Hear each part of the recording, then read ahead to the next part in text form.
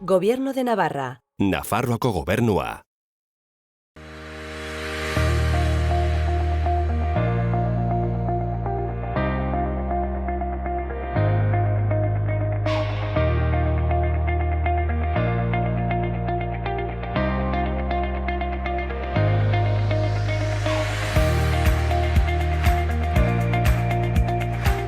Kaixo eta ongitorriak gaurko saiora.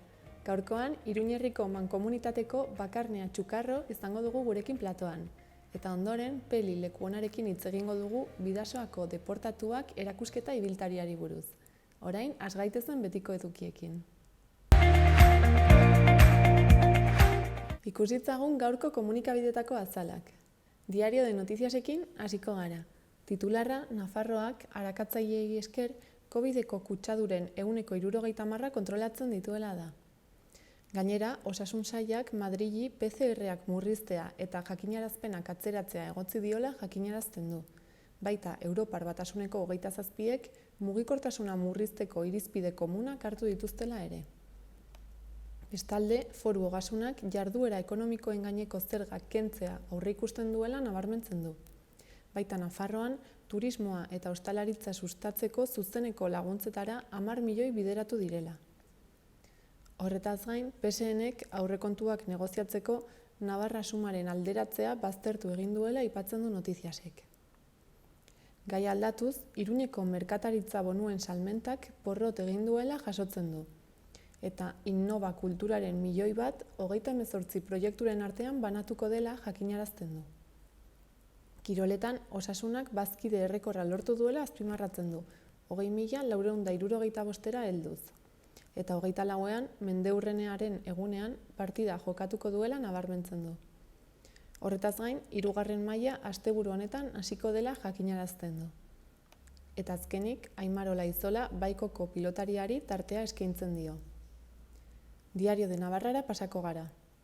Titularrak Nafarroako ostalariei eta autonomoei pandemiaren krisia arintzeko laguntzak azpimarratzen ditu. Argazkiaren bidez, Iruñean polizia zaintza handitzen dela jakinarazten du. Gainera, Nafarroan koronavirusagatik 7 hildako eta 362 kutsatu izan direla nabarmentzen du. Honekin lotuta, santu guztien egunean hilerrirako sarreraren murrizketa posibleak kezka sorrarazten duela aipatzen du. Horretaz gain, gobernuak botere judizialaren kontseilu nagusia berritzeko legea aldatu duela jasotzen du azalak, PPren botorik gabe. Bestalde, Nafarroako Orkestra Sinfonikoak ikasturteari hasiera publikorik gabeko baluarte batean emango diola aipatzen du. Kiroletan, Osasunak bazkide errekorra hautsi egin duela azpimarratzen du, 20.465 iritsiz. Gainera, Nafarroako 3. maila aurreikusitako egunean hasiko dela jakinarazten du, baina jenderik gabe. Eta bukatzeko, Olaizolarengan zentratzen du atentzioa. Gararekin jarraituko dugu. Titularra, 300 jurista inguruk presoekin legea betetzea eskatzen dutela da. Argazkiaren bidez aldiz, La Asunción klinikako agerraldia ez dela kasualitatea izan aldarrikatzen du. Horretaz gain, Lakuaren programak genero berdintasuneko helburuak murriztu dituela jakinarazten du gaurko garak, baita NDF-ek susperraldi desorekatuaz ohartarazi duela ere. Bestalde, datuek PP gezurtatzen dutela azpimarratzen du, okupazioa ez baita hazten, erori baizik. Eta azkenik, kiroletan Albisuri baikoko pilotariari eskaintzen dio tartea. Berria ikus ezagun.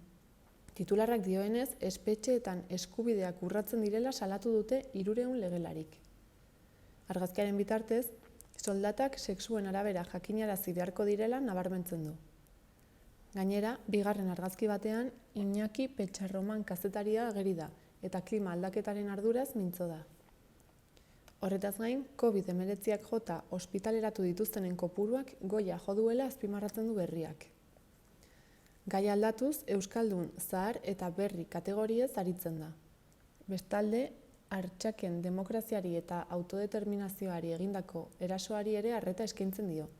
Baita Jema Ubasart, Amnistia y Libertad plataformako kideari ere. Gainera, TikTok aplikazioaz ere hitz egiten du gaur komunikabide honek. Eta amaitzeko, kirol erronka solidarioen hazkundea azpimarratzen du. Euskal Herria irratia ikusten bukatuko dugu. Albiste nagusiak azpimarratzen duenez, zenbait ingurumen taldek Nafarroako ubidearen bigarren fasea gaitzetsi dute. Horretaz gain, Nafarroan irailean KPI-a 10 bat igo dela jakinarazten du, eta urte arteko tasa -0,7an geratu dela. Azkenik, Irunberriko udalak Artzapezpikutzak inmatrikulatutako eliza batean 58.000 euro inbertitu dituela nabarmentzen du komunikabide honek gaurko orrialde nagusian. Udalerrietako albisteak ikustera pasako gara. Eguesibarren adineko pertsonen hilabetea ospatzen ari dira urrian. Hortaz, asteazkenero Jorge Oteiza museora doako bisitak egiten dituzte arratsaldeko 5:00. Hori bai, lehenago 012 telefonoan izena ematea beharrezkoa da, taldeak mugatuak baitira. Horretaz gain, ibilketa nordikoak ere egiten dituzte ostiraletan. Ostiral honetan adibidez, Egueseko udaletxe zaharretik abiatuko dira 11:30 eta honetarako ere 012 telefonoan eman behar da izena. Gai aldatuz, helduentzat adimen emozionaleko tresnak eguneroko bizitzarako 2 tailerra antolatu dute. Dinamiken eta ariketa teoriko-praktikoen bidez, trebeziak eskuratuko dira bizitzaren egoera ezberdinetara era moldakorrean egokitzeko. Tailerra urriaren 21, 28 eta azaroaren 4 eta 11 izanen da, 5 eta 4 7 laurden gutxi arte. Izen emateko fazera deitu behar da urriaren 16 baino lehen. Gainera, nerabeen gurasoentzat komunikazio tailerra ere eskainiko da 11 eta 16 urte arteko seme-alaben gurasoentzat. Abenduak 9 eta 16 izanen da, 5 eta 4 7 laurden gutxi arte. Eta puntatzeko fazera deitu behar da abenduaren 2 arte. Eta bukatzeko, haurrak etxean hartatu eta zaintzeko prestakuntza eskainiko da urriaren 19tik urriaren 30-era. Goizez, eta honen inguruko informazio guztia eta izen emateko eskaerak udalaren webgunean kontsultatu daitezke. Amaitzeko, Iruñean tokiko merkataritza sustatzeko Pamplona gora Iruñeko negozioak kanpainako ia 55.000 bonu saldu ditu udalak. Bonu horiek aukera ematen dute, hilaren amaierara arte, hiriko 464 establezimendu baino gehiagotan erosketak egiteko 30%ko deskontuarekin. Saldutako bonuetatik 172 erabili izan da dagoeneko, erosketetan, eta udal teknikariek saltokiek bidalitako bonuen 186 baliozkotu dituzte dagoeneko, dagokien laguntza ordaintzeko. Koronavirusa prebenitzeko gomendioak. Sarri garbitu eskuak urarekin eta saboiarekin.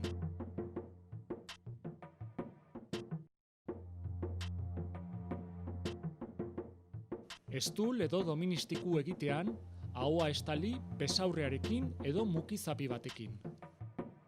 Botatzeko mukizapiak erabili, eta ondoren zakarrontzira bota. Arnas sintomarik baduzu eta infektatutako pertsona batekin kontaktuan egon bazara, etxean geratu eta deitu 112 telefono zenbakira. Beste ez zalantzarik baduzu, deitu 948 290 290 telefono zenbakira. Gobierno de Navarra. Nafarroako gobernua.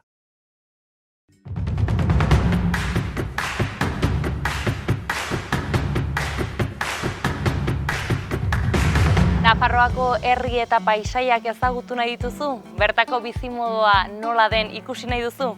Hortarako zure programa da Herriz Herri. Zatoz gurekin eta 32 herrietan zehar ibiliko gara, Nafarroa ezagutuz eta deskubrituz. Zatoz!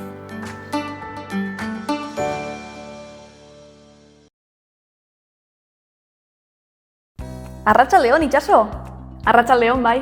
Bueno, hemen gaituzu, Nafarroako antzerki eskolan. Zergatik ekarri gaituzu ona? Bueno, ni berez antzezlea naiz eta eskola honek ikusi ditu nire lehenengo hastapenak antzerki munduan. Eta orduan hemen hasi eta non jarraitu zenituen ikasketak? Edinburgoko unibertsitate batean ikasi nuen antzerki gradua. Ah, Eskozian. Eta orain, zertan ari zara edo? Xaloa telebistako, Nafarroak munduan saioa aurkezten dut orain. Non Nafarroako jende anitza elkarrizketatzen dugun eta haien atzerriko esperientziari buruz hitz egiten dugu. Eta gero zuek guztiekin partekatzen dugu. Zeinen proiektu interesgarria, ezta? Entzun duzue? Piztu ezazue Xaloa Telebista. Eta egon erne, laiste izango duzue, Nafarroak munduan saioa ikusgai.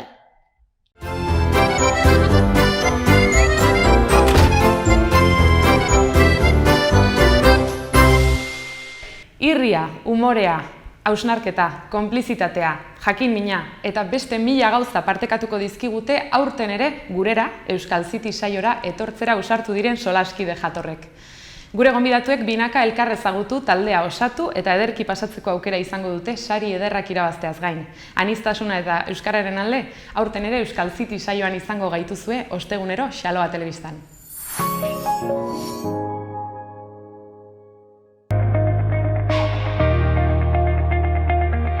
Gaurko eta biharko eguraldiaren iragarpenak ikusten jarraituko dugu. Gaur, euria barra izango dugu ipar partean eta haizea ere bizi ibiliko da. Zaparrada giroa nagusituko da eta ipar partean sarri botako ditu. Baliteke zenbait lekutan ekaitzak jotzea eta tarteka mardul botako du. Bilatutako litro kopurua esanguratsua izango da. Prezipitazioa hegoaldera iritsiko bada ere, ahulago eta tartekatuago egingo du. Ipar mendebaldeko haizea bizi-bizi ibiliko da eta tarteka indartsu joko du kostaldean eta Ebro ibarrean. Tenperaturak koska bat behera egingo du eta baliteke elurraren maila 1400 metro inguruan kokatzea eta Pirinioetan maila baxuagoan ere egin dezake. Bihar ostegunean arratsaldean zaparradak ahulduz joango dira eta gero eta tartekatuago botako ditu. Egunaren lehenengo zatian ordea euritarako egongo da eguraldia eta prezipitazioak denera iritsiko dira. Nafarroa hegoaldean euria urriagoa izango da. Eguerditik aurrera aterruneak luzatuz joango dira eta zaparradak ahulagoak izango dira. Elurraren maila 1400 metro inguruan kokatuko da eta tenperaturan ez da aldaketa handirik espero. Haizea iparraldetik ibiliko da, kostaldean ahulago, baina Ebro ibarrean oraindik bizi. Koronavirusa prebenitzeko gomendioak. Sarri garbitu eskuak urarekin eta saboiarekin.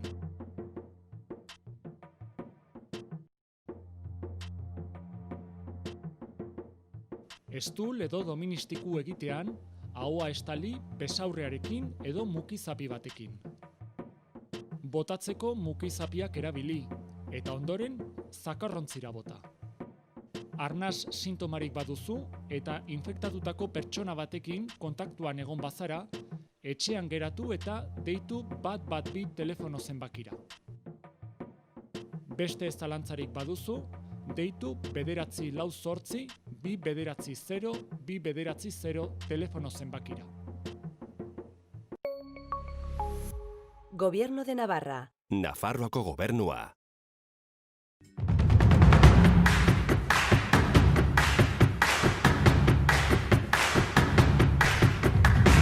Nafarroako herri eta paisaiak ezagutu nahi dituzu?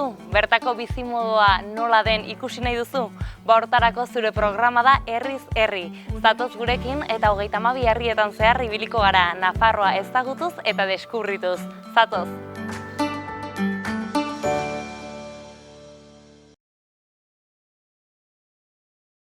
Arratsaldeon itxaso! Arratsaldeon bai. Bueno, hemen gaituzu, Nafarroako antzerki eskolan. Zergatik ekarri gaituzu ona? Bueno, ni berez antzezlea naiz eta eskola honek ikusi ditu nire lehenengo hastapenak antzerki munduan. Eta orduan hemen hasi eta non jarraitu zenituen ikasketak? Edinburgoko unibertsitate batean ikasi nuen antzerki gradua. Eskozian. Eta orain, zertan ari zara edo? Xaloa Telebistako, Nafarroak munduan saioa aurkezten dut orain. Non Nafarroako jende anitza elkarrizketatzen dugun eta haien atzerriko esperientziari buruz hitz egiten dugu. Eta gero zuek guztiekin partekatzen dugu. Zeinen proiektu interesgarria, ezta? Entzun duzue? Piztu ezazue Xaloa Telebista. Eta egon erne, laiste izango duzue, Nafarroak munduan saioa ikusgai.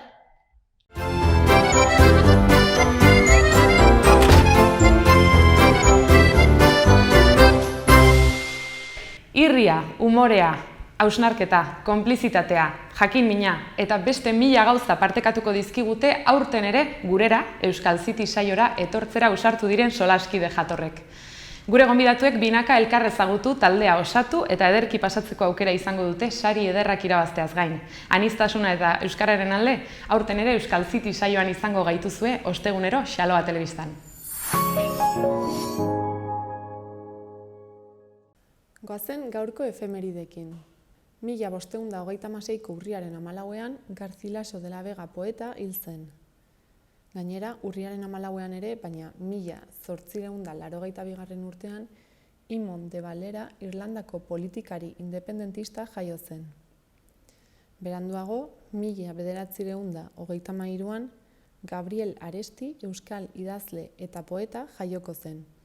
Eta bukatzeko, gaurko egunez, 1964ean, Martin Luther Kingek bakearen Nobel saria jaso zuen.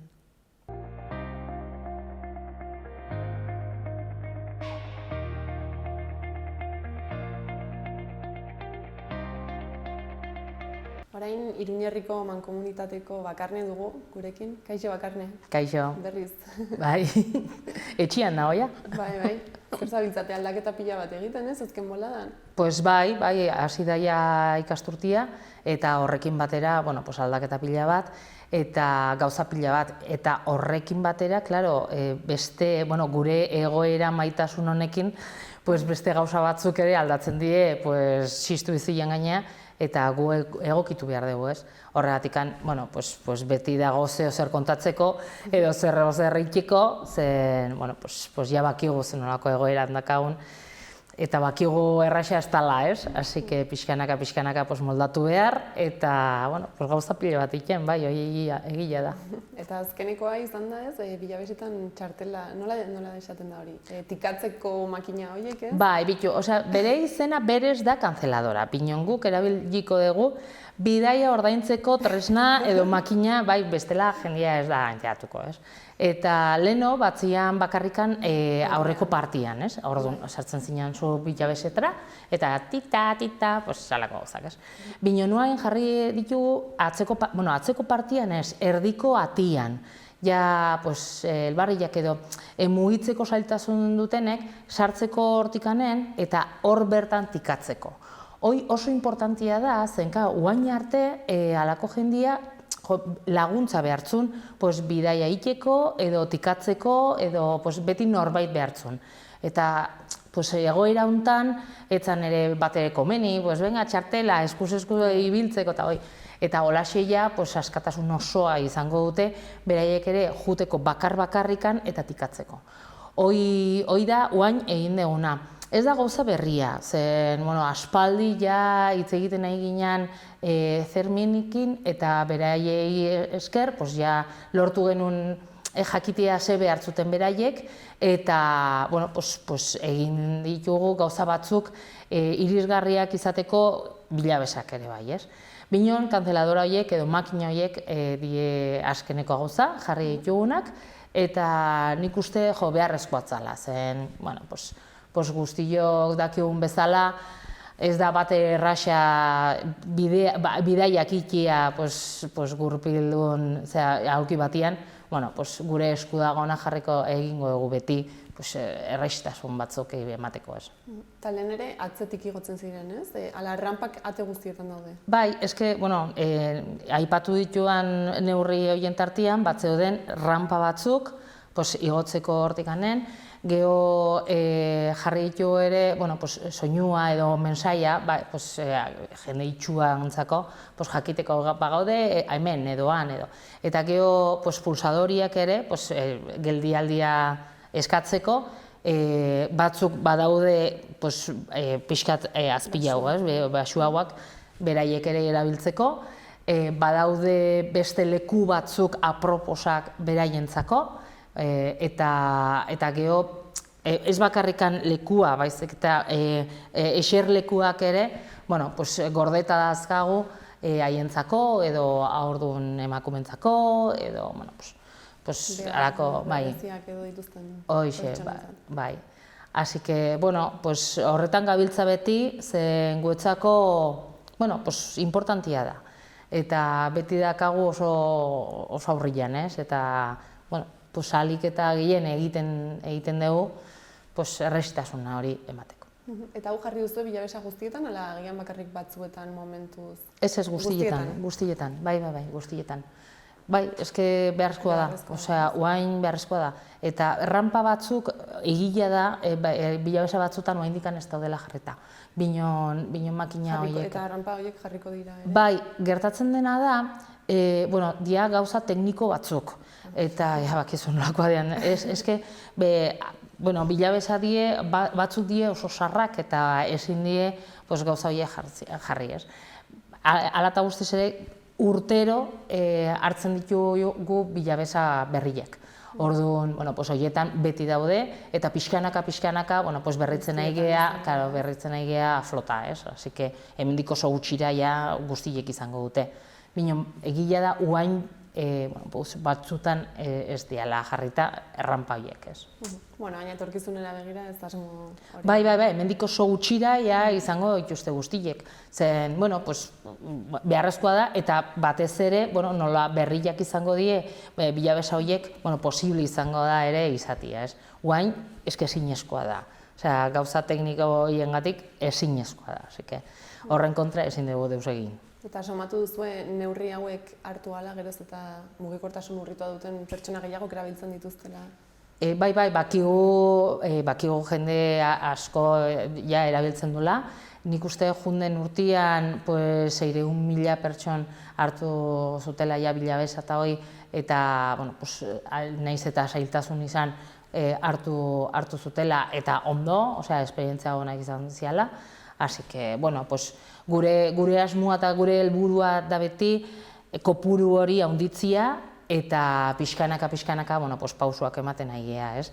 Esan beharra dago ere, egoera hontan murriztu dela erabilera, eta pixkanaka berreskuratzen nahi dela. Oraindikan gauden nahiko urrun, binon, eguneko 70 edo berreskuratu dugu. Hemendik aurrera gehiago, ez?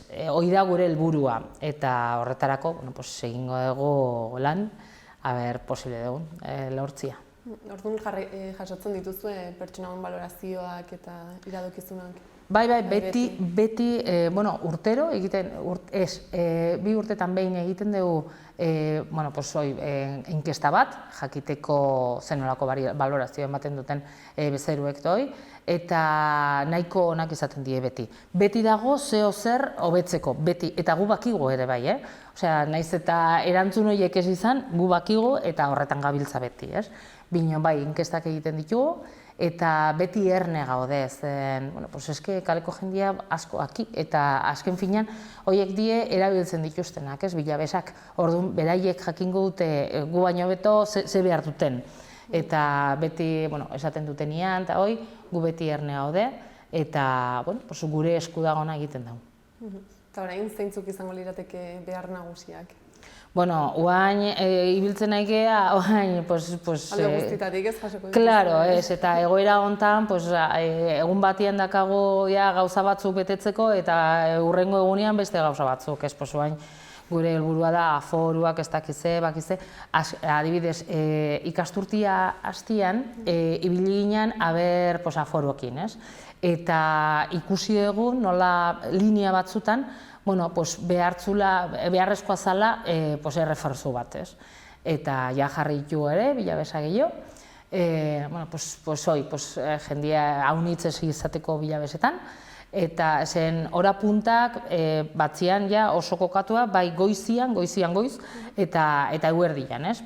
Hoi saiesteko Bilabesa gehiago jarri ditugu linea batzutan, eta horretan gabiltza bain, erne, aber beharrak mundien, eta hoi betetzeko asmoz, ez? Eta Nafarroan orain dugun egoerarekin jarraitzen duzu esaten Bilabesak ziurrak direla, mantentzen du? Bai, ziurrak die, beharrezkoak eta jasangarriak. Eske garraio publikoa holakoa da, ez? Eta publikoa orokorrian babestu behar dugu, ez? Guztiona data. Así que, bai, gu bakigu segurua diela, binon ez dugu guk esaten, baizik eta badaude txosten batzuk Europan egindakoak, eta horietan jartzen dute argi eta garbi, oso seguruak diela, eta jendia hartzeko lasai herrian, zen, kutsatzeko arriskua dago, bai, binon leku guztitan bezala, ez gehiago, ez? Leku guztitan bezala. Osea, arrisku zero ez dago inunez. Hoixe, osea, esan beharra dago oso segurua dela, eta, jendia ardezan bila besaz, arriskurik dagoela, binon, leku guztitan bezala. Eta gainera orain hori ez, gurpildun aurkietan duazenek, errestasun gehiago izango dituzte. Claro, bai, eta beste batzuek ere, bai, gure helburua da garraio publikoa erosua izatea guztiontzako, eta esperientzia ona errepikatzeko batez ere, ez? Azken finean, kotxe kentzen baditugu hiritatik, guztiona oso ona izango da guztiontzako, ez? Ja bakigu ze nolako desastre montatzen den beti errepidetan, beti ataskuak ez dakite, hori saiasteko, hor dakagu garraio publikoa, gaina bermatzen dugu bai segurtasuna eta kalitatea nolabait, eta bide hortikanen jarraituko dugu. Ez dakit, ja bukatzeko hori, zerbait azpimarratu nahiko zenuken edo zerbait gelditu zaigun ez duguna esan?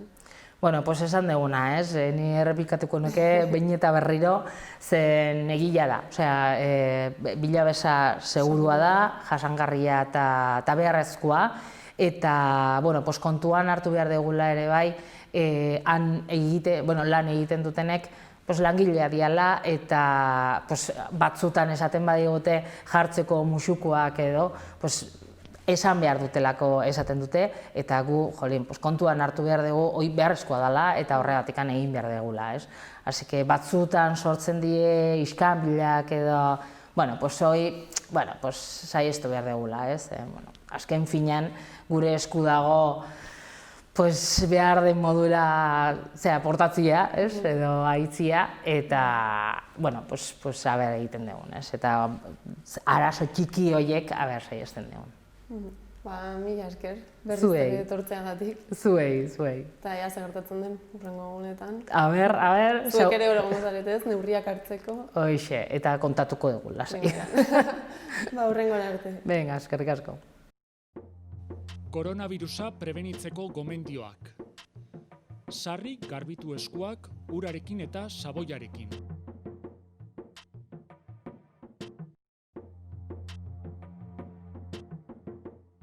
Estul edo doministiku egitean, ahoa estali besaurrearekin edo mukizapi batekin. Botatzeko mukizapiak erabili, eta ondoren zakarrontzira bota. Arnas sintomarik baduzu eta infektatutako pertsona batekin kontaktuan egon bazara, etxean geratu eta deitu 112 telefono zenbakira. Beste ez zalantzarik baduzu, deitu 948 290 290 telefono zenbakira. Gobierno de Navarra. Nafarroako gobernua. Kaixo, Peli, zer moduz? Kaixo, eguerdion. Ondo gabiltza. Nahiz eta egoera pixkatarraroa izan, dena ongi. Bai, azkena pixkat koronavirusak ere gizarte guztia hankaz gora jarri du eta gure proiektuan ere nahi baino beranduago ere gabiltza. Hala ere, ostiral honetan erakusketa inauguratuko duzue, irekiko duzue? Bai, hori da.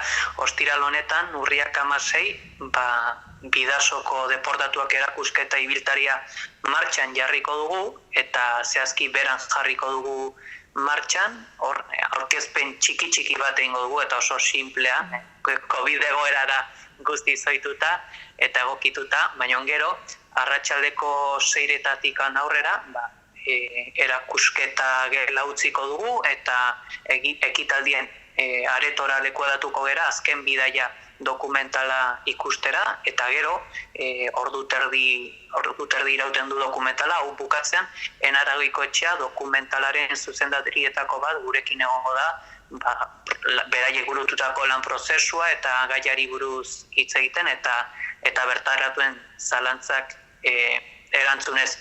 Baina hor pixka bat gure erakusketa Bidasoako deportatuei buruz da, baina dokumentala Komet sareari buruzkoa da. Hor, bi gai hauen arteko lotura, dokumentalan aipatzen den emakume bada, bera Frantzia altzuet da, jaiotzez berakoa, eta bera utzi ondearen, Urruñara bizitzera joan zen, Urruñako bidegain baserrira, eta bertan Komet sareko arduraduna zen, zehazki Erresuma Batuko abiazioko soldaduek Bidasoa ibaia zeharkatu aurretikan azken pauso hori emateko bidegain baserritikan egiten zen, baina 1943an urtarrilan salaketa bat jaso zuen eta Komet sarearen zati hau erori zen eta bertan naziek atxilotu zituztenak Frantzia altzuet barne deportatu zituzten. Eta orduan, hori dokumentalean azalduko da ez, imaginatzen dut emakume honen bizitza, eta gero erakusketan berez ze ikus daiteke? Erakusketa hasieran pixka bat totalitarismoetaz hitz egiten hasten gera, ze azkenean bai frankismoak, nazismoak eta fascismoak baliatu izan du deportazioa, eta deportazioa definizioak esaten du bortxazko leku aldatze bat dela, eta bortxazko leku aldatze hau Bidasoko 90 bizilagunek jasan dute, horietatikan 30 pertsona kontzentrazio eta akatze esparruetan hil zituzten, eta hor kontua da pixka bat gutxinakagoa zela, totalitarismo horiek azaltzen dugu, deportazioa baliatu izan dutelako, ondoren deportazioan barneratzen da erakusketa, pixka bat definizioa, nola antolatu zen, edota kontzentrazio esparruaz, urrengo pausoa den akatze esparru baten gazganberak nola funtzionatzen duen azaltzen dugu. Pixka bat hartzaia hor kontestu bat eta deportazioaren nondik norakoak hobetoago ezagutzen ditula, gure eskualdeko kasuistikara barneratzen gera, ze azkenean gure iruditegi kolektiboan deportazioa aipatuz gero burura segituen etortzen zaigu kontzentrazio esparruak, kontzentrazio esparru horiek Alemania, Polonia edo Austrian daudenak, baina guk erakusketa eta egia da, inguru horietako jendeak izan zirela lehenbiziko biktimak, baina nazismoak herrialde berriak okupatu ala, bertako jendeare deportatzen joaten zen. Eta hala gertatu zen gure eskualdeko 90 pertsona horiekin. Frantziar estatuaren okupazioaren ondorioz, bertan zeuden hijitu, homosexual, disidente politiko, komunista, sozialista edo bestelako gizataldeek indeseables etiketa jasotzen zuten, eta etiketa hori jaso ostean, bai frankismoarentzat edo nazismoarentzat ez zegoen inolako arazorik kontzentrazio esparru hauetara deportatzeko. Eta pixka bat, daukagu 90 deportatu hauen zerrenda daukagu, gero baita ere hainbat deportaturen kasuistika pixka bat zehatzagoa, modu zehatzago batean azaltzen dugu, Frantziaren kasua esaterako, eta gero ere deportatu hauetako askok baliatu zituzten bortxazko lanak burutzeko. Esaterako Volkswagenentzat lan egin zuen Eugenio Ayik, eta pixka bat zerrendatzen ditugu ere ze enpresek baliatu zuten deportatuen bortxazko lan hori. Eta pixka bat ere, azkenean ideia nagusietako bat da, deportazioa bai helmuga da Europa iparraldeko kontzentrazio esparruiek, baina deportazioa eskualdean hasten dela, gure inguruko jendea leku horietara deportatua izan delako, eta horietako abia puntuen artean daukagu gure eskualde inguruan zeuden kontzentrazio esparruak. Gurseko kontzentrazio esparru ezagunagoa dena, Baionako Polo Beiris pixka bat ez ezagunagoa dena, eta oraindikan ala ere ez ezagunagoak diren Irungo pequeña velocidad kontzentrazio esparrua edo Hendaiako irandatzeko kontzentrazio esparrua. Eta baita ere Miranda de Ebroko kontzentrazio esparrua aipatzen dugu, ze badago, Hendaiako kasu bakarra da, maiz abizeneko mutil bat deportatu zuten justo kontrako ibilbidea ginez. Bera, Hendaiatikan Miranda de Ebroraino eraman zuten. Eta herritarrek ezagutzen dituzte kontu guzti hauek? Guk topatzen duguna da, pixka bat, esan dudan bezala, hiritarrentzat pixka kontzeptuak modu ezberdinan sailkatzen dituztela, batetikan gure inguruko kontzentrazio esparruak, gero deportazio, Europa iparraldeko deportazioari, Bigarren Mundu Gerrarekin oso lotuta dagoena, baina azkenan guk sustatzen duguna da, eta gizarteratu nahi duguna da, gauz guzti horiek nahiko batera doazena. Eta bai, pixka bat, baten batek ezagutzen du agian kasuren bat, dokumental batengatik, edo lan akademiko bat irakurri dulako, baina pixka bat guk saiatzen garena da kontestu orokorrago bat sortzen bidasoa ardatzar duta. Zuek bidasoako memoria historikoa ez, nolabait sustatzen duzue, eta erakusketa hau prestatzeko edo zenbat denbora behar izan duzue, edo noiztik zenuten pentsatuta hau egitea? Erakusketa hau pentsatuta genuen apirilean hastea, izan ere apirilako azken igandean Frantziar estatuan izaten da deportatuen eguna, nazioarteko, ez zain nazioarteko eguna, baina Frantziar estatukoa behintzat bada. Eta intentzioa zen hastea apirila artean, 15 egunero herriz aldatu, bisitatuta Hendaia, Bera, Irun, eta Hondarribi, baina azkenan koronavirusaren gatikan, gure proiektua udaberrirako ia prest zegoena, urte bukaerara eraman digu, eta orain intentzio hori ibiltari, egia da, ibiltari hori ez dugula inbestek beteko, ze hasierako intentzioa zen guztia lau erakusketa jarraian egiten, baina orain pixka bat osasun neurrietara egokitzen joango gara, eta pixka bat tartekatuagoak egongo dire erakusketa guztiak. Orduan non eta noiz egingo dituzue? Orain hasten garena beran hasten gera, ostiral honetatik aurrera, eta erakusketa ostiral larun bat eta igandetan irekita egongo da, azaroak bat arte, hau da hilabetea bukatu arte, eta justu astean zehar, arratsaldeko 5-etatik 7 arte irekita egongo da, eta gero asteburuetan goizeko 10-etatik 12-etara, hau Berako kulturretxean, gero urtarrila aldera Irunera pasako gera, Irungo Oiartzun museoan egongo da erakusketa, eta gero pixka bat denbora gehiagorekin, baita ere Hondarribi eta Hendaian egongo da. Orain kontua da, bertako arduradunekin harremanetan gaudela, baina eguna eta data finkatzea falta. Eta nora animatuko zenuke erakusketa hau ikustera joatera?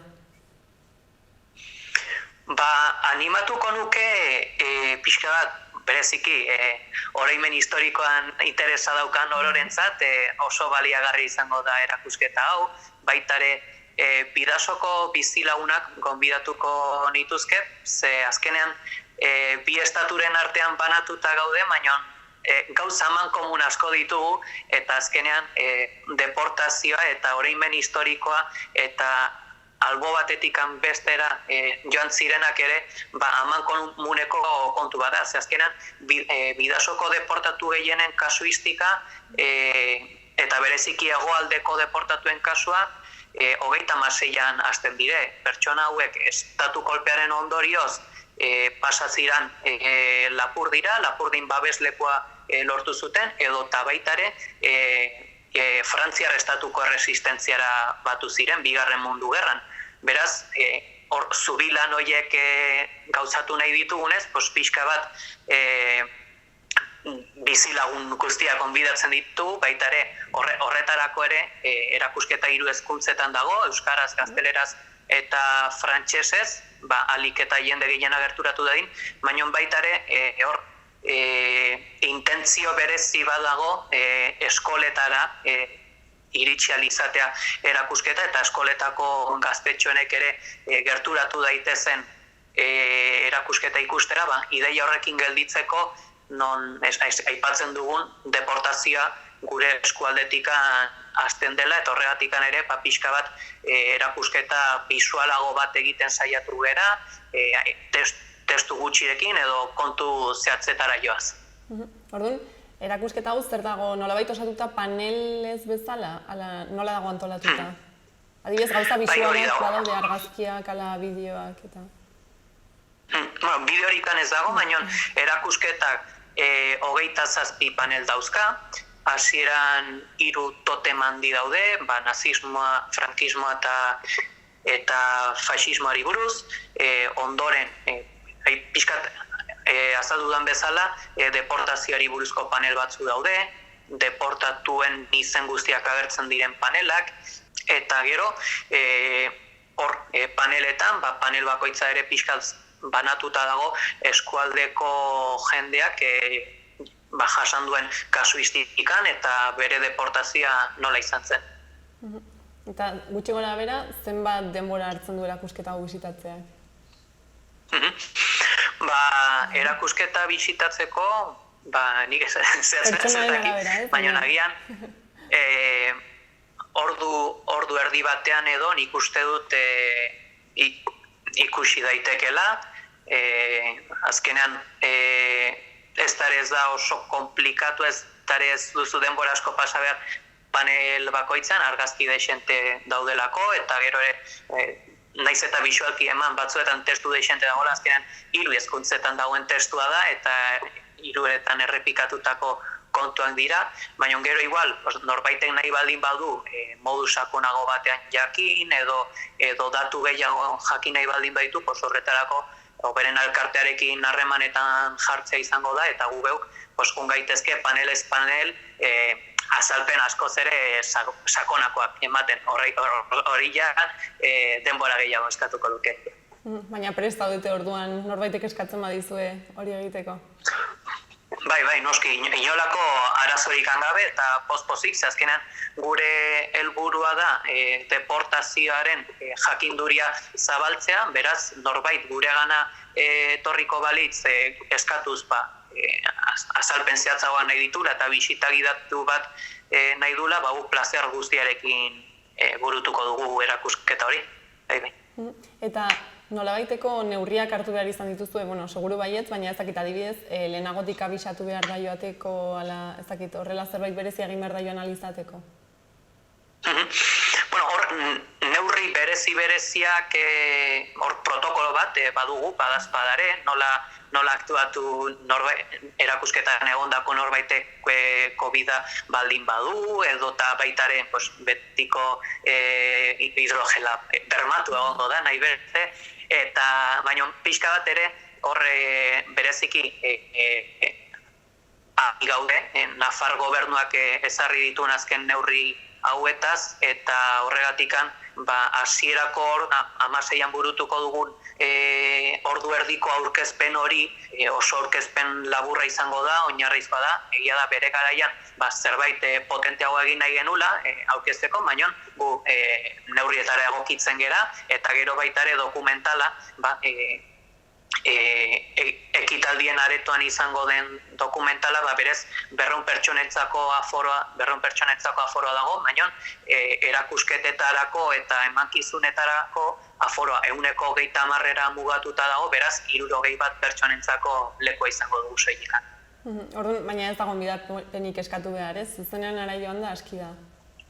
Ez hori da, zuzenean bertara joan da, gutxinaka, segurtasun neurriak mantenduz, jendea pasatzen joango da, bai erakusketatikan, eta gero pixka bat ekitaldien aretora, eta 60 pertsona horiek, behintzat zorte edukiko dute, eta gero besteentzako egokitzen joan beharko gera.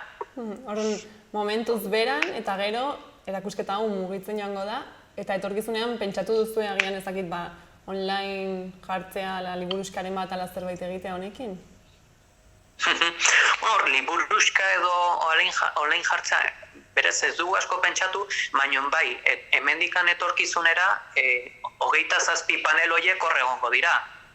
Beraz, eta gaia interesgarria denean, gure intentzioa da, inguruko beste herriren batek interesa izango balu, guk eraman ditzazkegu panel horiek behar duten lekura, eta honekin esan dezaket, edo Urruña, edo Lesaka, edo Donostia, berez aurreikusiak ez dauden herri horiek dira, baina nahi izan ez gero eskatzea besterik ez dago, eta gu ere eramango genituzke, eta baitare beste aukeretako bat da, ikusita hezkuntza zentroetan nola dabiltzan ezin dutela txango handirikan egin eta hala, eta guk ere jakinda gure helburuetako bat gaia gazteengana gerturatzea dela, azkenan ez da oso komplikatua panel guztiak eskolara eramatea, eta egun batez gimnasioan edukitza edo halako zerbait. Orduan zuek irekita ez, nahi duenak edo interesa duenak zuekin harremanetan jar dadila?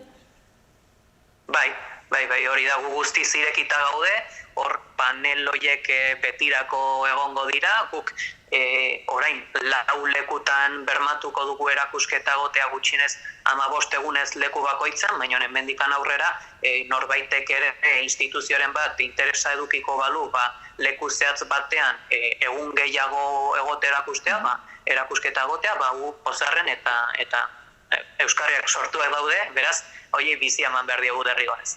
Eta Bidasoako deportatuen inguruan jakin daitekena ja badakigu, ala oraindik gehiago dago ikertzeko eta ezagutzeko? Guk behintzat pixka bat jungera oinarrizko datuetara, nortzuk ziren, ea militantzia politikoren bat zuten,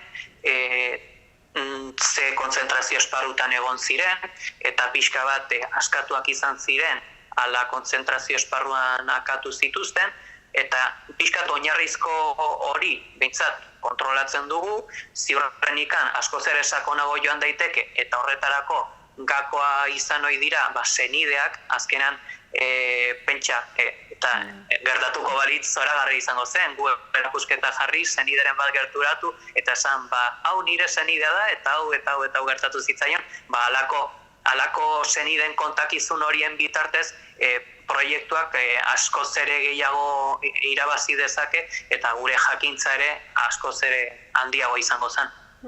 Agian gertatu daiteke, ez? Inoiz ez da jakin. Noski hori da. Eta hor adibidez, adibide bat jartzearren, hor Etxalarreko deportatu bat dago, Felipe Sansinena izenekoa, bera, Butxengoldera deportatu zuten, eta orain bertan dagoen memoria guneak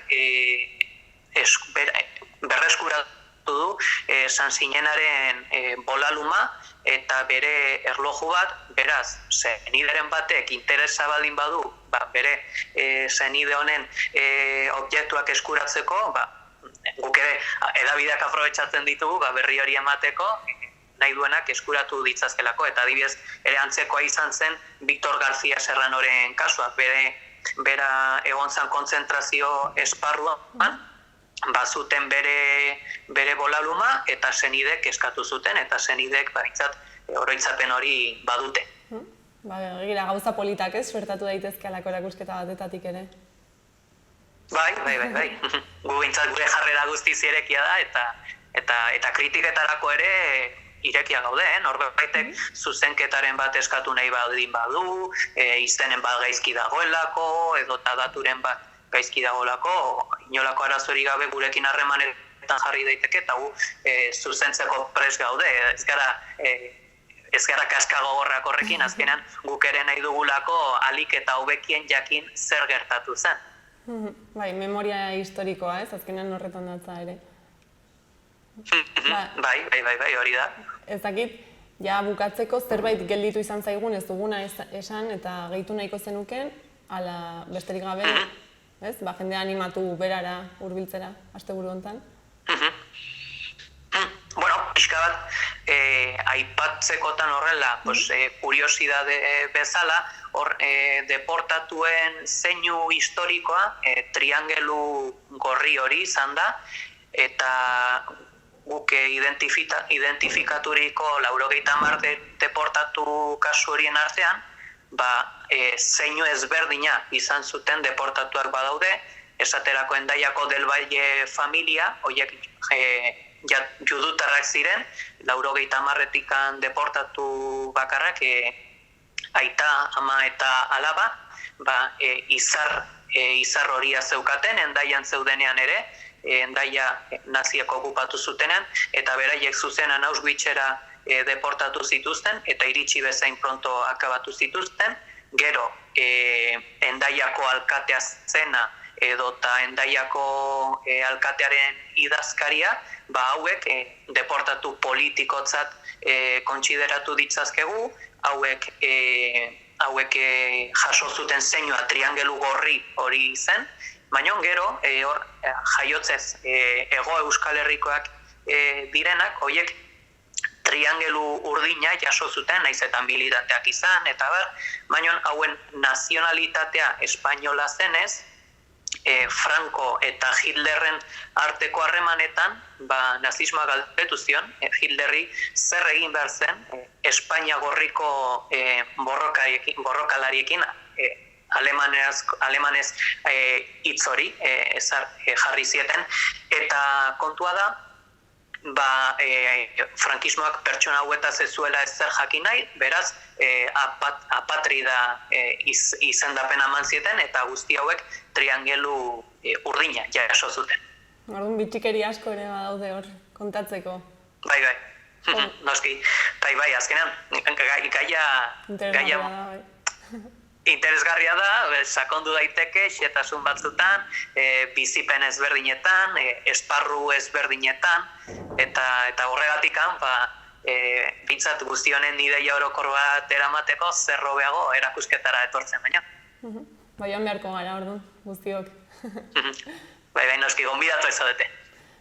Mila esker, gurekin hitz egiteagatik eta emateagatik erakusketa honen berri, eta ere datu kuriosoak kontatzeagatik. Zuri, mila esker. Hurrengora arte. Aio. Koronavirusa prebenitzeko gomendioak. Sarri garbitu eskuak urarekin eta saboiarekin.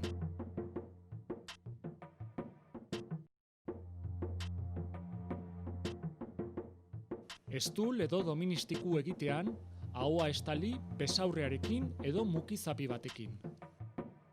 Botatzeko mukizapiak erabili, eta ondoren zakarrontzira bota.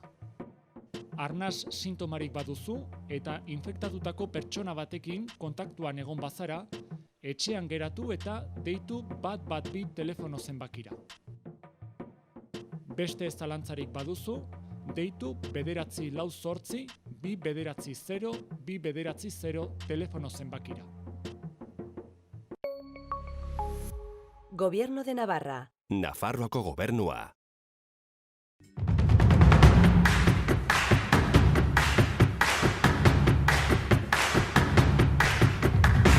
Nafarroako herri eta paisaiak ezagutu nahi dituzu? Bertako bizimodoa nola den ikusi nahi duzu? Hortarako zure programa da Herriz Herri. Zatoz gurekin eta 32 herrietan zehar ibiliko gara, Nafarroa ezagutuz eta deskubrituz. Zatoz!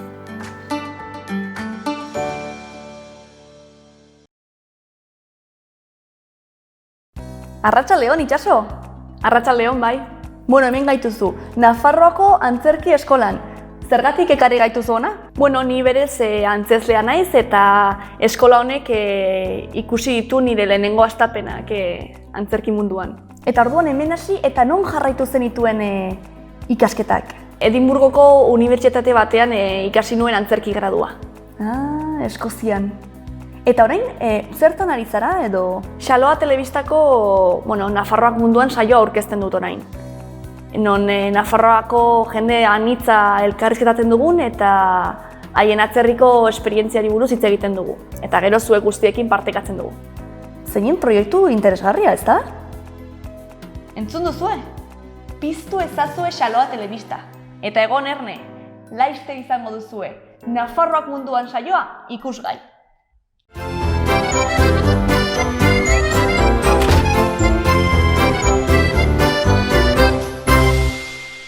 Irria, umorea, hausnarketa, konplizitatea, jakin-mina eta beste 1000 gauza partekatuko dizkigute aurten ere gurera Euskal City saiora etortzera ausartu diren solaskide jatorrek.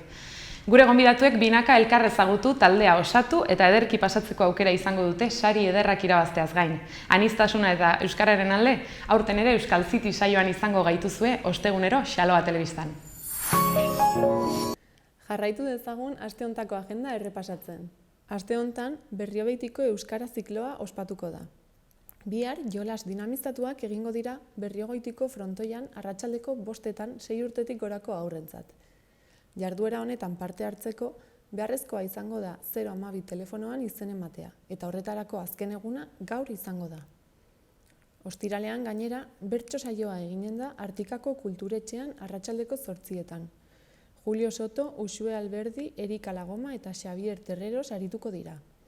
Dohainik izango da, baina lehenagotik gonbidapena hartu behar da kulturetxearen atezaindegian. Gonbidapenak jada eskuragarri daude arratsaldeko 4etatik 9etara. Euskara zikloarekin jarraituz, larunbatean goizeko 11etatik 1etara gazteentzako DJ ikastaroa eginen da Artikaberriko artigune bat aretoan. 012 telefonoan izen ematea beharrezkoa izango da eta bihar arte egin daiteke. Ikastaro hau Makala DJk eskainiko du eta musika sortu, nahastu eta zabaltzeko aplikazioen berri emango du. Eta zikloarekin amaitzeko igandean haurrentzako berrera bizi ikuskizuna egonen da Artikako kulturetxean arratsaldeko 6etan. Sarrera musutruk izango da, baina gonbidapena lehenago hartu behar da kulturetxearen atezaintzan arratsaldeko ordutegian. Gainera, jarduera guzti hauek segurtasun neurri guztiekin egingo direla nabarmendu nahi dute udaletik. Horretaz gain, gaur arratsaldeko 6etan eta Aranguren Ibarreko kulturetxeko auditorioan numenak ikuskizuna egongo da 3 urtetik gorakoentzat 3 euroko sarrerarekin. Gainera, gaur ere, antzerki eskolan arratsaldeko 8etan fadoak entzuten zituen gizona antzerkia egonen da 8 euroko sarreraren truke. Ostiralean bestalde 6etan Orkoiengo gizarte etxean Gari Montxo eta Jose Lontxoren ikuskizuna egongo da eta sarrerek 3 euroko prezioa dute. Ostiralarekin jarraituz, Arangureneko auditorioan zaldi urdina antzerkia egongo da arratsaldeko 8etan eta 6 euroko sarreraren truke. Larunbatean, 6etan Juslarrotxako Zibiboxean Ameli eta Xirrikituen Jostunek ipuin kontaketa musikatua izanen da 3 urtetik gorako haurrentzat. Jarduera hau musutruk izango da lehenagotik gonbidapena eskatuta. Igandean bestalde arratsaldeko 6etan Antsoaingo antzokian Zurginaren ipuina antzerkia egongo da haurrentzat 4 euroko sarrerarekin. Eta bukatzeko igandean arratsaldeko 7etan Losers antzezlana eskainiko dute Aranguren Ibarreko auditorioan 6 euroko sarrerarekin. Beno ba, gaurkoz hau izan da guztia. Orain, bukatzeko musika on saioarekin utziko zaituztegu, gaurkoan Streetwise taldearekin. Mila esker oregoteagatik eta bihar arte.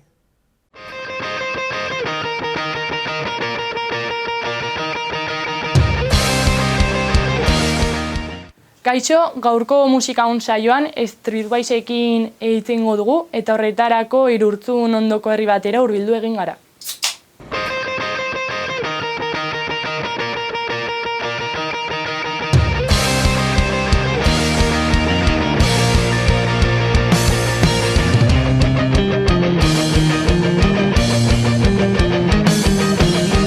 Ibon naiz, 27 urte ditut, abezarrekoa naiz eta abesten dut. Haupa, Odi naiz, baina kebite eintzen diate. Don Ibanekoa naiz, 26 urte ditut eta gitarra bat daukat. Adri naiz, Galarrekoa naiz, baina Iruñan bizi naiz, 19 urte ditut eta basua jotzen dut. Ariz naiz, 19 urte ditut, gitarra jotzen dut eta Irurtzungo naiz. Jon naiz, 22 urte ditut, Iruña herrikoa naiz, eta bateriari jotzen diot.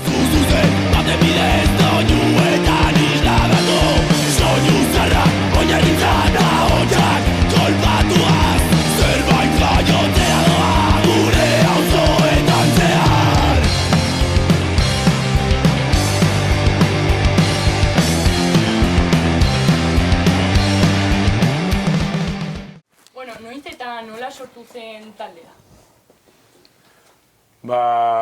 Taldea berez ofizialki 2017 urtean, esaten dugu, etxeatzen hasi ginerako ja urte horren bukaeran, iraia urri aldean, ez?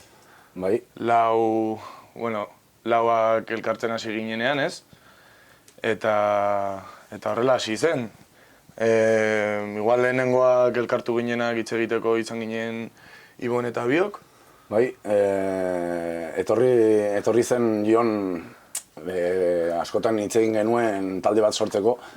Berez kointziditu genuen talde batean, baino ensaio bakarra izan zen. Bai, lehenengo entsaioan. Eta handik urte batzuetara... Ze talde zen, ura? Nola deitzen zen lehenengo talde hori? Baiketa. Baiketa. Lehenengo entsaioa etorri zen. Bai. Eta zuek aurretik ezagutzen zineten guztiak, o sartzen zineten bitartean elkarrezagatu zenuten? Igual, hori, Ibon eta biok elkartu ginenean hitz egiteko ni hasi nintzen esaten bajista bat banuela, ez? Adri zela, momentu horretan, hori, Adri elektroan ezagutu ginen, elektroan sartu zelako. Eta hor, zenbat hilabete zen eraman jotzen. 6 horrela. 6 hilabete horrela, bai ez, bajua jotzen. Hori, eta ikusita Adrik nola jotzen zuen, esan nion Iboni Adrirekin talde bat hasi behar genuela, eta gitarra baten bila joan ginen. Eta hasieran hori, hasieran egon zineten bakarrik lau eta gero 5. sartu zen? Hasiera batean 5 ginen, ze 2 gitarra genituen, baina batek ez zuen ensaiorik egin, ez zen iritsi ensaiorak egitea. Eta gero besteak segitu genuen aurrera, eta gero lehenengo kontzertua jota gero joan zen gitar jole bat joan zen taldetik, eta gelditu ginen Odeirekin bakarrik. Hori izan zen, gero sartu zen tipo hau, artista bat, eta horrela darraigu aurrera. Eta nola izan zen izena Streetwise aukeratzearena? Badu esanaiaren bat zuentzat? Edo nola izan zen? Anekdota bat izan zen. Bai, izenarena agian luzatu genuen hasieran ez geniolako behar duen garrantzi hori ematen ez, agian. Eta igual... Bakarrik entxaetzera jisten ginen, bertsioak jotzen hasi ginen ez. Eta euskeraz nahi genuen...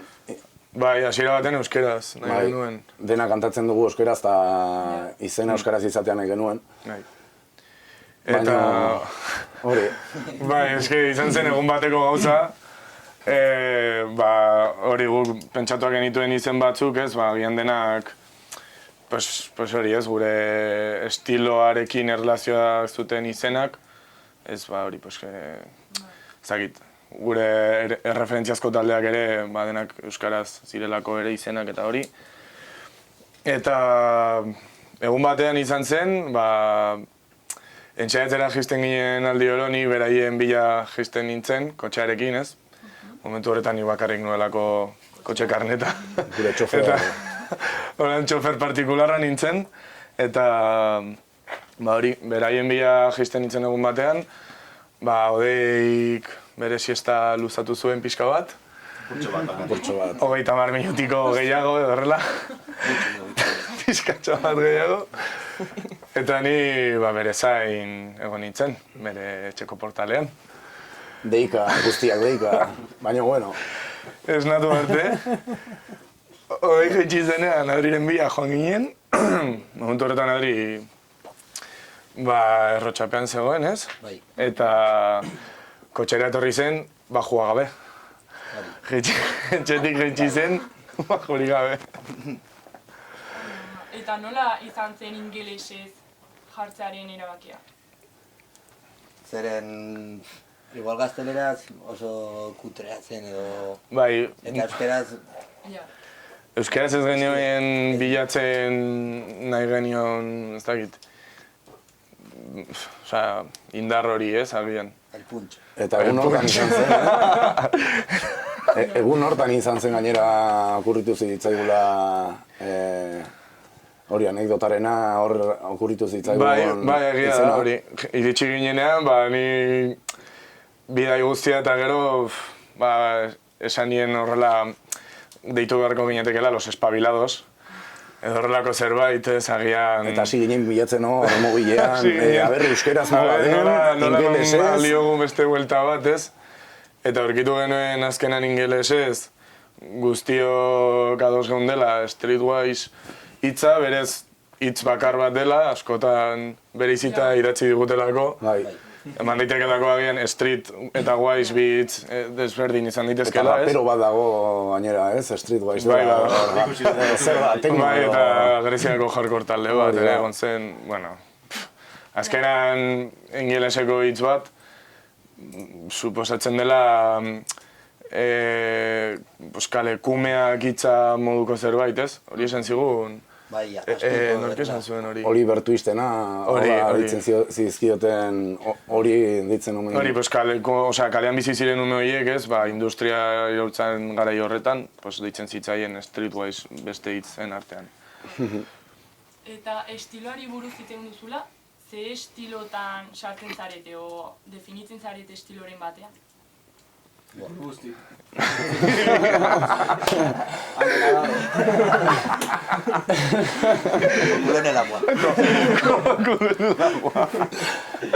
Uste duzu izan duzuela musika egiterakoan beste artistaren eragina?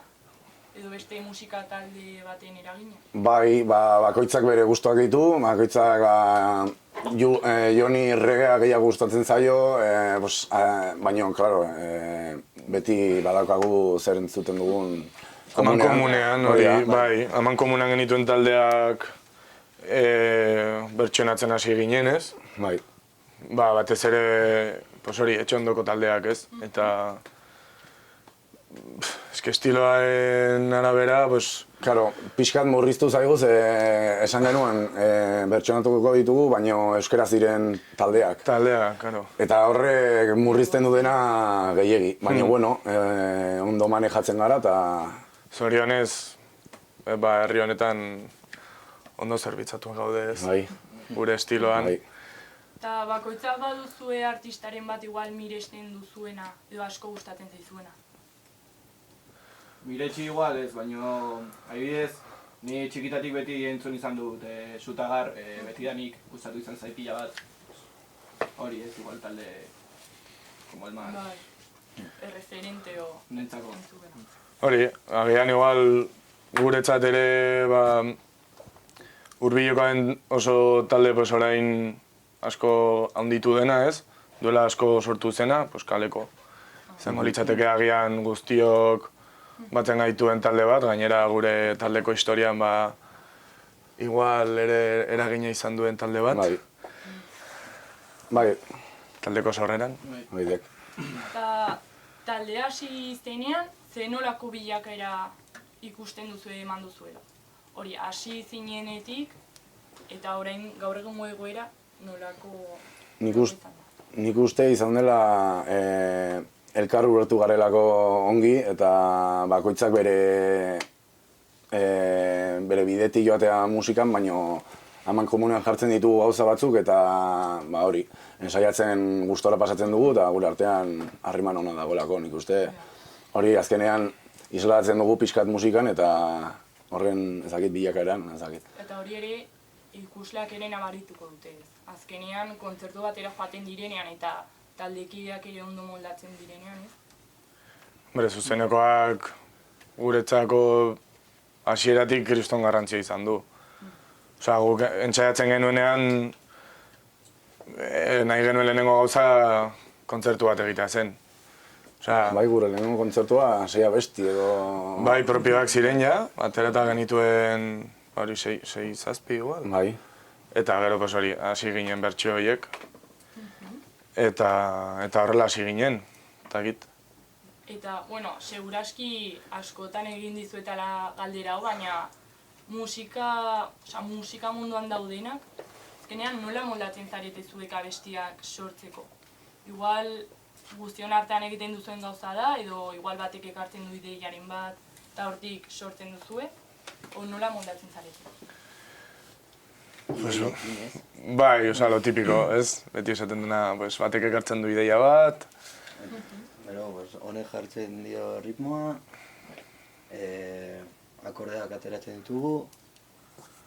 Bai, musikaren arloan bakoitzak badauka bere zer ematen duena, eta nik adibidez letrekin edo melodiekin eta hauek musika jartzen ondo ulertzen gara. Bakoitzak ekartzen du saio batera adibidez idei berri bat, eta saiatzen gara garatzen pixka bat, eta hortik abestia ateratzen bada ongi, ez dela eskartatu eta beste batera. Eta igual hau galdera zaila izango da, baina zuentzako zein da gustoko duzuen abestia, zuen diskakoa, edo igual bereziena dena? Niretzat amaiera. Azkenekoa. Gainera diskakoa badaka hori. Hori zergatik baduzu igual anekdotaren bat edo esanaiaren berezi bat? Nik uste oso gustora gelditu ginelako abesti horrekin. Egin genuen nahi genuena, eta ateratzen... Oso berrez, ateratzen abesti hori. Azkar, nahi genuena esaten, eta horregatik. Bai, hasiak ginen beste abesti bat egiten, ez? Bai. Berez, hori Kaosa Euskal Herriko bildumanakoa, genera eman, igual, hilabete bat edo horrela, hobi hilabete kasi. Eta derrepenteko gauza izan zen. Esan genuelako, jarrituko dugu beste zerbait egiten, ez bakarrik honekin egoteko. Eta hori esan dugun bezala. Ateratzen oso, bi astetan edo horrela, egin genuen. Eta grabatzera joan ginen. Eta Kaosaren hori zer da? Nahi batzua azaldu pixkat gainetik jakiteko zer den? Edo zer buru? Euskal Herriko taldeen arteko egin den bilduma bat. Eta, esan ziguten parte hartzeko, eta gustu handi jarri genuen hor, ez dakit, gure abestiarekin. Gainera abesti polita da eta esan nahia daukana, eta hori, ongi. Beste 20 taldeekin, ez? 25 talde osutara. 25, bai. Eta ze dira, dinak Euskal Herrikoak? Euskal Herriko taldeak, bai gaur egungoak eta bai orain arte agian egun ez direnak hori, jotzen ibili, ez? Bai, gitaratu gabeko abesti bat, bakoitzaren nada ineditua. Bale, orain zuek ezakit Irurtzun aldean mugitzen zareten edo Iruña aldean? Zakit oso ondo. Hauek igual gehien bat Iruña aldetik, Iruña herriatik taula. Eta gero ni adibidez mugitzen naiz gehiago Sakan aldetik taula. Baina hori, egon gara pixkat bitan zatituta ez, un poco... Hemendik ere gu gabiltza. Hemendik oso ondo pasatzen dugu guk ere. Mugitzen zareten aldetik nola ikusten duzue musika edo estena lokala? Nola uste duzue dagoela? Zuen iritsi? Nik uste orain daukagula urrezko garai bat edo, talde asko badaude, gainera badaude oso onak, adibidez gure giroan badago Thatchers, bai, talde berri asko ateratzen ari dira. Gero Iruña herrialdean egia da bai talde asko eta asko daudela estilo guztietakoak. Eta nik pentsatzen dut Euskal Herrian ez dakit, baina Iruña herrian kriston eszena da puska dago, bakoitza bere rolora. Eta kalitatezkoa, gainera. Kalitatea handikoa eta hori positiboa da, eta mezuarekin eta jende, hori, rolloko jendea. Eta baduzu igual talderen bat gustatuko zitzaizuena estena tokia konpartitzea? Azkenean talde gehiena badute, nik nahiko nuke ezakin norekin jo, igual baduzu norbait. Egia esan, joan den udan gehiagik jo benuen, eta azkenean koinziditu benuen talde askorekin eta oso gustora, oso polita izan zen. Nik uste eta aurreko urtean jo genuela benetan nahiko, gure estilo aldetik eta benetan nahiko genituzkeen taldeekin, ez? Urte hasieran, Aritzen lehenengo kontzertua izan zen, Erasoka eta Erdoil taldeekin, Arrasateko Gaztetxean. Eta guretzako Erdoil ez, lagun minak direla ez, Iruña herrikoak ere talde txarra, eta Erasoka agian izan daitekela gure referente horietako bat, ez? Diskaren aurkezpena ere Kaleko Urdangakekin eta Thatchers taldeekin egin genuen. Ez dakit gero urte bukaeran Ez dago hilda festivalean, Rude Pride, eta bai, ez dakit. Barnegu da taldekoekin ere harreman ona eta sendoa egin dugu, ez? Lotura handia egin dugu beraiekin, eta Bergaraldean ere oso gustora gaude beraiekin. Orduan...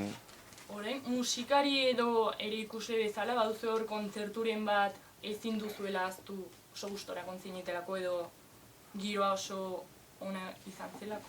Hori igual pertsonala, ez? Bakoitza nahi badu kontatu bakitik. Diska orkestuena oso nahi izan zen. Aitzina tabernan. Kale Kurdangai eta Tatxarrekin. Eta niretzat hoberenetako bat. Vale. Zagit. Bergarakoak ere. Ni pentsatzen ari naiz, Bergaran, hori esan duguna, Bergarako gaztetxean badela kartxela zaharra, ez? Estrenatoki horretan ere oso gustora gaude. Zagit, jo ditugun kontzertuak. Bi bitan egon gara, bai. Ekainan eta urrian. Bai, bigarrena igual ja... Oso polita izan zen, bai. Gainera lagunekin eta hola, giro... Ezagunak zirenez... Hori, bai, lehenengo aldia izan zelako... Hori, Bergarako lehenengo kontzertua, ez? Marabillasen kontzertuak izan zirela, ez? Tatxers, Txerrikunak eta Barnegu da izan ziren. Eta bigarrena izan zen, ja diskaterata, jendeak, hori. Bai, beraiek ere hiru abesti, ez? Ateratak zituzten. Eta horria izan zen... Eta jendea topera zegoen, bai. Oso... Kriminal Remaisekin, ere? Bai, Bergaran egon garen guztitan etxan bezala. Bai. Badituz igual talderen bat gomendatuko zenuketela? Hori igual ezagunagoa direnak eta beste batzuk ezain ezagunak, igual Iruña aldekoak edo Irurzun aldekoak. Eta egit, eske promozioa egitea baino bakoitzak begiratzea zer dagoen, ez? Osea, esan duguna, zorionez badugulako estiloan hitzetako talde asko, etxekoak, gazteak, gehiengoak euskeraz ere, orduan ez dakit. Begiratzea dago, zorionez orain internetarekin eta denok gaude hor sareetan, eta bakoitzak erabakiko du bere kriterioarekin ze kalitatezko musika entzun nahi duen, edo ez duen hori entzun nahi. Bale, eta, zein izan da zuen azkeneko kontzertua? Orain Covid-aren gatik eta dena nahiko gelditu izan dela gauza? Tolosako inauterietan urrun dago ja. Urrun, so far. Urrun, ostia. Ondo zen. Otsaian izan zen. Bai. Gainera larun bata zen, eta guazen Tolosara, kriston jorra egungo dela, tal, larun bata, no por faltar, tío. Inocentes. Claro, hostia, joder. Ez, jendea hemen igandeetan ateratzen da. Igandea. Baina kriston jorra gaien denuen, Bai. Bai. Ondo gontzen, azkenengo kontzertu. Bai, gure azkenengo kontzertu ofiziala, ez? Normaltasun horretan, eta hori egon ginen jotzen leizeak, zuekin, el sonido eta dinamita taldeekin. Hori izan zen azkenengo ofiziala, eta gero anormaltasun honetan ere jo izan dugu kontzertu bat, jo genuen Errekale horren, Gasteizko auzoan, eta hori segurtasun neurriekin eta. Eta orain Covid-aren ondoren, ensaiatzerako orduan izan duzue hori murriztu da ensaiatzeko ordu horiek edo lehen bezala mantendu zari? Mantendu, ez? Bai, erritmo aldetik. Eta hori Iruña aldean ensaiatzen duzu edo baduzue Irurtzun ondoan lokalen bat? Iruñan. Iruñan dakagu. Uarten. Bai, Uarten, ensaiatzen dugu.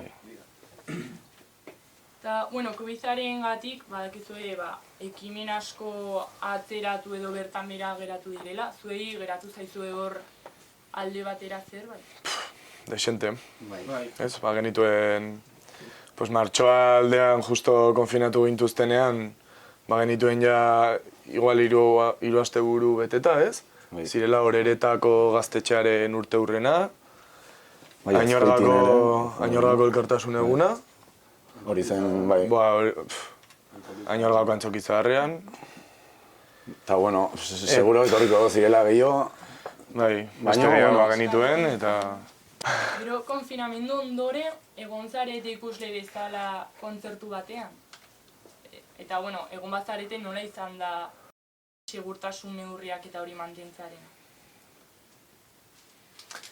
Ni bai egon nintzen kontzertu batean, nola da, Navarrarenan, egon nintzen Izal taldea ikusten, baina hori, niri ere estilo anitzak gustatzen zaizkit, nik abanikoa zut izten. Nik ere edo zer gauza da txegit. Eta hori bai izan zen oso arraroa, ez? Orain egiten ari diren talde, kontzertu horiek bezala ez denak musukoa, ulkiak, eta horrela bizi behar izatea kristonpena da ez. Galtzen du berotasun hori ez, zuzenezkoak. Oso gotza. Bai, artifiziala moduan iduritu zitzaidan ezakit. Ja, orain momentuz ohitu beharko gara ez, egoera horietara, baina bai, hori. Bukatzeko baduzue anekdotaren bat edo zerbait esateko? Jesus. Igual ez. Ez dugu zer prestatu ba. Eskerrik asko, eta hori egon gara adia bertzera ateratzen duzute. Bale, mi esker zuei.